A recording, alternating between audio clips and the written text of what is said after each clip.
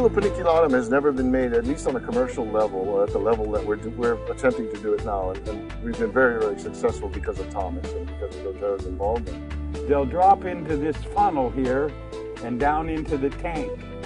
The tank will fill up with water and the oil will be at the top. And I draw the oil off right here. It was very difficult because everybody in the world was saying, well, it's just another species, it's this, it's that.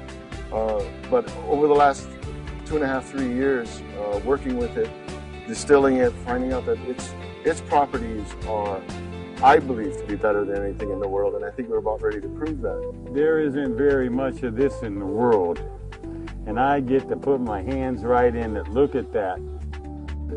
This holds 700 pounds of sandalwood chip. The lid will be on it after we finish filling it. Once it starts down that pipe, it heads to a heat exchanger. We take the vaporized oils and they separate. I think what Thomas has been able to accomplish here is, it's just unbelievable with the little resources, human resources he has, which is mainly himself, to be able to put together a system that's cranking out the incredible quality and yield of oil is mind-boggling to me. I've seen a lot of distillation setups, and this one is really top-notch. The paniculatum so far that I've seen is actually higher in the total xanthol content when you combine all those xanthols. When we say total xanthol content, we're not just talking about alpha and beta xanthol.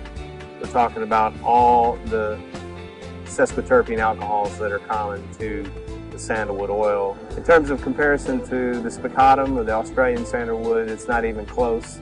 This blows it out of the water, so we don't even bother comparing it to that. You got to look at what goes into the production of this, from lifting whole trees out by helicopter, which is how they do it in some of the cases here in Hawaii, and then the process of removing the sapwood, getting to the heartwood or getting to the root bud, and then chipping it up into little tiny pieces by the time it makes it to the still, and then the amount of fuel that's required and energy that's required to get the oil out of the actual wood over a distillation period of days. You can understand why it's so valuable. This represents, in this bottle, in terms of you know, once it's bottled in small bottles, this represents $14,000. When you think about that, it's quite amazing.